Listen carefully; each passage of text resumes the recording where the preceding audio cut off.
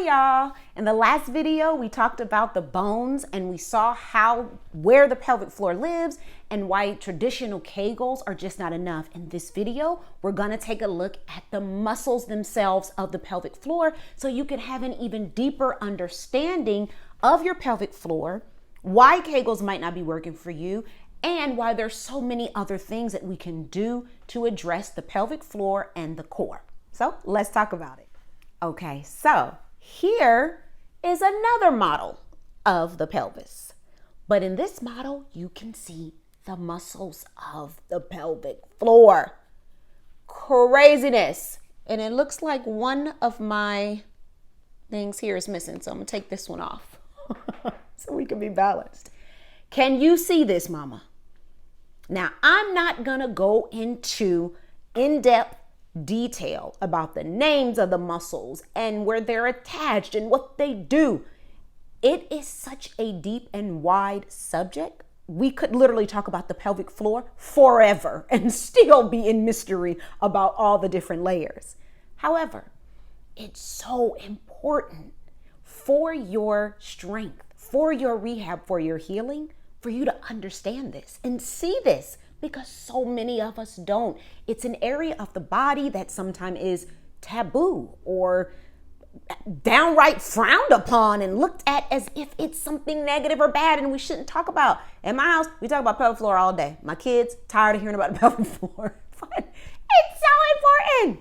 So mama, if you look at this, it's just like when we had the bony pelvis. Matter of fact, I'll be right back. Let me get that one. Okay. So here's the bony pelvis here. All right, in this hand. And here's a pelvis that has the actual muscles of the pelvic floor. Do you see, mama, what I'm talking about here? Now, traditional Kegels, right? Squeeze and release, and just focus like you're trying to stop the flow of urine. Would be focusing right, boop, there. Do you see that? Do you see that? Pause for reaction. Comment down below in the comments and let me know, like, what do you make of that? How does that feel to you? Is it surprising? Is it shocking?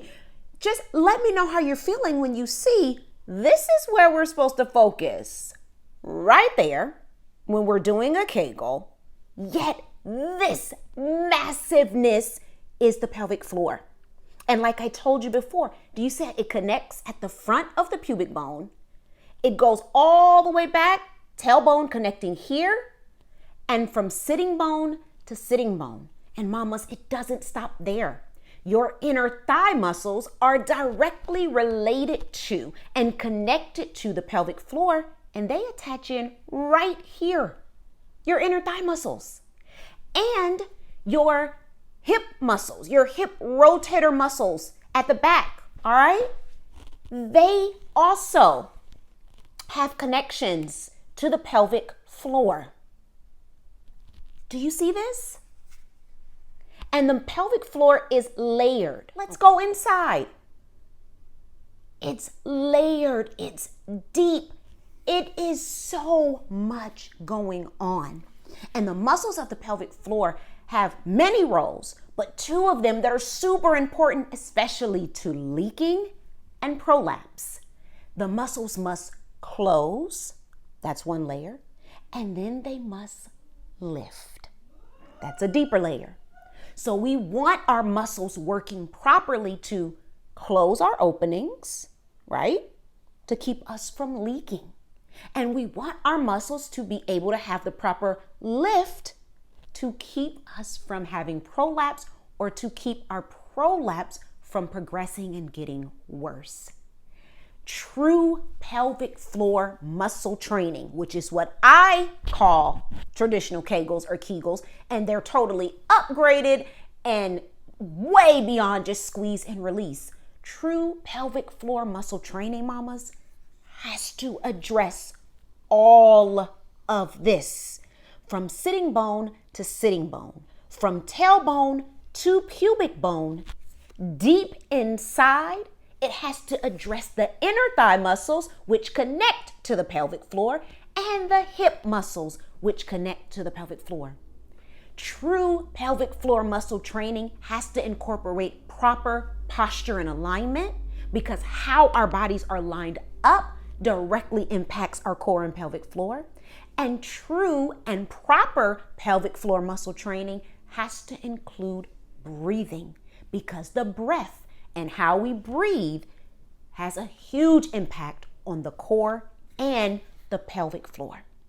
So I hope this video is giving you tons of like, whoa, wait a minute. Now I understand why Saleemah says Kegels suck. We need to say screw the Kegels, because the pelvic floor, it needs so much more than that. And there's so much more we can do to truly get to the root causes of our leaking, of our prolapse, of our pain, and of our dysfunction. If you are finding this information valuable and you are liking it, then please go ahead right now and download my free guide just for you. And it's a mini training, 7 mistakes keeping your core and pelvic floor from healing and what you must do instead. I created this free guide,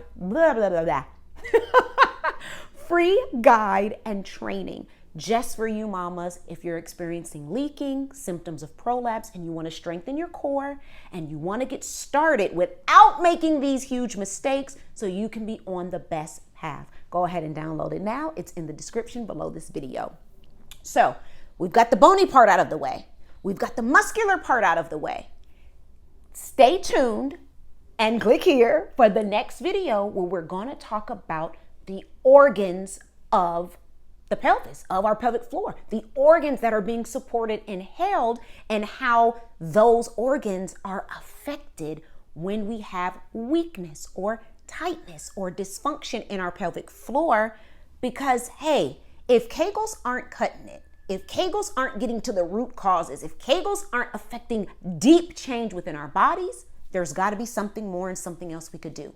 Watch this video, learn more, and then we're going to go all into the proper way to address your core and your pelvic floor healing without the Kegels.